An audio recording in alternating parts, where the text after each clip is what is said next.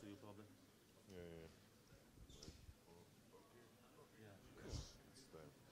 Okay, hello everybody. Let's continue and welcome our next speaker, David Becfajic, who is a container enthusiast and evangelist, and he'll tell us about tools, injecting tools inside containers. Let's welcome David.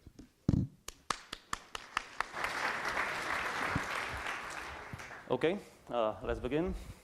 My talk will be kind of quick, and it's about some stuff which is in a very, very early state. So basically, what I will be speaking about, it's about injecting tools inside the containers. Because, you know, Docker and all the containers are very popular now. And it's hyping, and it's a little bit fragile environment. They created a lot of new concepts, isolation, reproducibility, and all this stuff. So it started, a lot of people start to use them, starts to run them, move them from dev to test to production. And sometimes it happens that something is not behaving good in your container. And basically you want to do something with it. So first we can look where you can run containers. And there is some kind of evolution, how it went from the beginning for me. Basically, when I started with Docker and all the stuff, I use it on my local host for development and all this stuff. So if something went wrong in my container, I was just able to get in or just use my tools on the host, change namespace, and look inside. It was pretty good. Then stuff like Atomic, Ranger Core, OS came, and they limited my tools on the host, which was still kind of usable, but it was getting harder and harder to look inside the containers and what's happening there. For example, how networks works. So then the orchestrators came, like Kubernetes and all these stuff, and they started to throw containers through all my environment. So it was just hard to say, even when the container is running, how it's operating, what's wrong with the node. It's getting worse and worse. But still, typically in that environment, you can manage your host, you can manage your nodes for containers and all these stuff, so you still have some access. But now, even containers hosting came, so you can have OpenShift Online, you can have Google Cloud and all this stuff, and basically you just run your containers inside. And if something is wrong in your container, you usually can get some command line to it, but if you look in, that's not good, because there are best practices for how to create your containers. Typically, you need to create them to be thin, to not contain whole operating system. Ideally, it should be only some static link Go application there and run.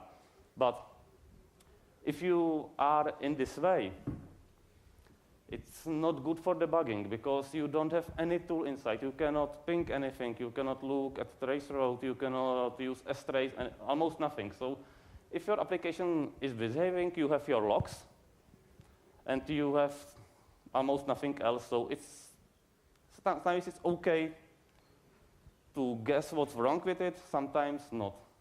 So basically, I was thinking more and more how to debug the containers, even if I don't have any access to the host of the container. So basically, I am limited to the Docker container and its internals. So I was trying how to get some tools inside. I was thinking, okay, so typically, if we have some tools somewhere on some file system, we can try to mount them. It's not possible inside Docker, because you need root privileges for that. You need access to your host and these stuff. So second thought was, okay, I will try and use Fuse. But Fuse doesn't work at Docker containers. You need some capabilities for it. At least you need capsysadmin, because it's still mount. And even if you are running on some online service, there is no dev Fuse. So you need at least cap MK node for creating the device. So you will probably not having it. Another option was, okay, maybe if I need the tool, I can copy it inside to the running container. But that's not so good, because you need to clean it after yourself, and you are changing containers. And probably you want your containers to be immutable. So if you are using some tools to debug them or to just look what's wrong inside. You just don't want to mess with your container, mess with the process in the container and all these stuff. So I've started to create some small library, which is called intercept file system. And basically, it allows you to get your stuff into the container. So how it works, basically, it's very easy. It's one small dynamic library. So to use it, you need to copy it to the container, and you need shell in the container also. So basically, two stuff you need to use this is bash inside the container and this library. And how it works, basically, it's a very small library which is supposed to be LD preloaded to your shell or something like that. And it implements some basic calls like open, start, and so. So I will we'll be skipping between these two slides. So basically, it's that situation. If your application wants some access to some tool, it needs to make some I/O requests. So basically, just open the file, run the ping, so it needs to look at it. So in this approach, if some application inside your container wants to do that, it will get to the I/O will get caught by that small library, and it will check path. It's the path is for the real stuff or the host, like /root, /user. It will just do nothing and defer the stuff to glibc, and everything works the same way. If it hits some special path, for my POC, I choose /xxx. It then communicates to another container via 9p and use 9p and fs, and basically allows you to use tool from different container. So this basically described here. So if you hit this special path, you will get two containers. There is another picture. So this is much more briefer concept. So how it works in reality. You typically have some application container, which is, for example, running your Django application, your Wildfly, or something like that. And something is wrong there. So you take Docker client, or you can take OC command, OC client. You just, via Docker copy, put your library here, and you will run it via LD preload and bash, and then also you will deploy second container, which will contain all the debug tools you need. There can be stuff like strace, trace path, everything. And intercept fs will enable you to access to run commands from these containers inside your application container. So basically, it will just bring everything inside, but it will not copy data inside. So basically, when you exit your process from application container, remove this library, your container is in the same state like before this stuff. It's really, really easy, and it seems that it's sometimes works. I will probably show you some demo now. But keep in mind, it's mostly experiment. It's a small library. It still can't do a lot of stuff. It only can run simple commands and so, and don't run in production. It's just a very, very experimental stuff. So I will really show you how it works, because it will be probably better than speaking about it. So I will get my terminal sessions. OK. Oh, there is a lot of containers. So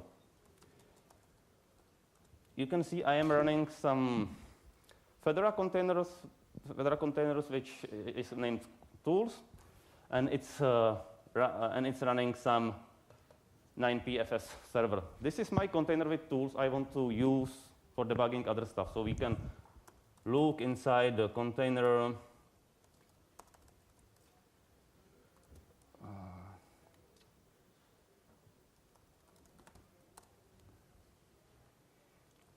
So we can see that there are a lot of stuff installed. Basically, it's a container. This container is based on tools for atomic container. for CentOS Atomic or Red Atomic to enable you to host the default stuff on your host.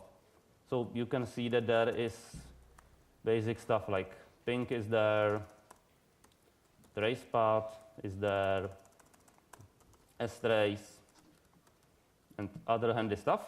So okay, this is container which has almost anything for you to use. Then I will spawn second container, which I will call up.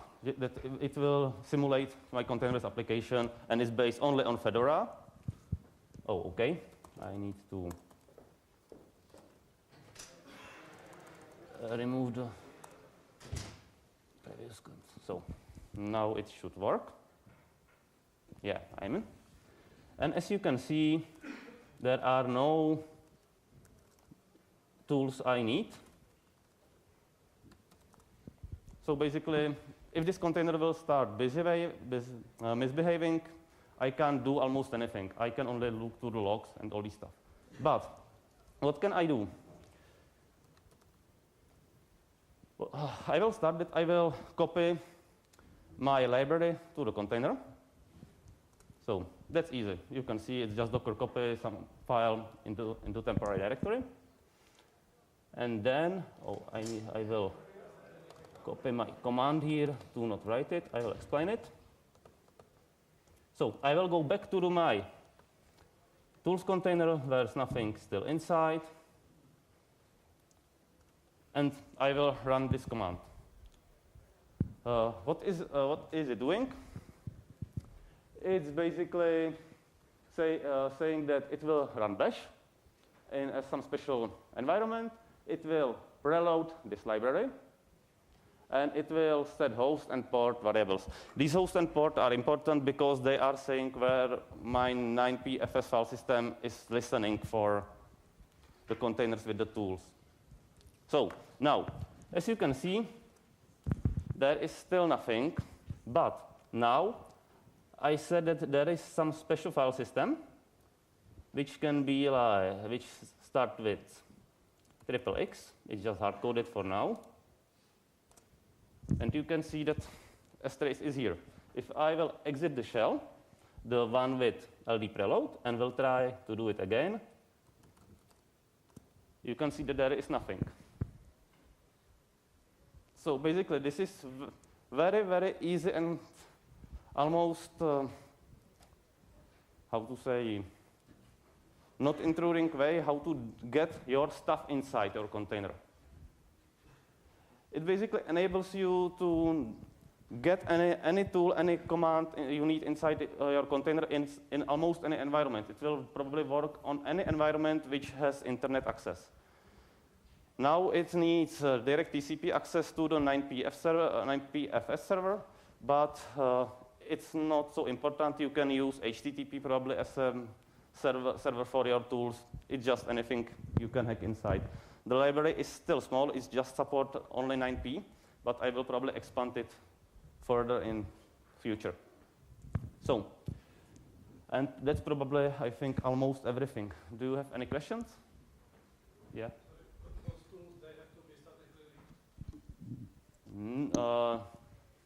For now, yes, but it depends how you, if you will set in future, if you will set your lib path correctly, it will look to XXX directory and find it. But for this POC, it has issues with finding dynamic libraries because of the linking. But it's on my to-do list to fix it, but I still was unable. Okay, any other question? Okay. What alternative to 9pfs? I think that you can use almost anything, but it's not implemented now. I use 9pfs because it's very easy to implement. But I think that what I will try to use, if I will, then I will use 9pfs for now, and when I will be creating some plugin architecture for it, I will probably make plugins for some HTTP backends because I saw on GitHub there are some file systems which are exporting data through HTTP because it's usually what you will be able to get in public cloud, and it can go through proxies because usually if you will try to use NFS, all these stuff, you will usually hit some firewalls issues. So basically I think it doesn't matter what it will be behind, but it's good. It will be able to go through HTTP or HTTPS. Okay. Any other question? Okay. So I think that's all. Oh, sorry. Oh, I didn't see you. Sorry. Why do you need the internet access? I think it depends. If you will put your tools container somewhere on internet, it will require internet access. But if you will put your container, for example, next, or if you will, for example, use some public service, or your intranet, if you will put your tools container next to the container, you will just need access to the tools container. So basically, it depends where you put your tools. And it also doesn't need to be at the tools doesn't have to be at the containers. It can be just anywhere in your network. You will just spawn 9pf as server there, which is just one process. Okay? Any other questions?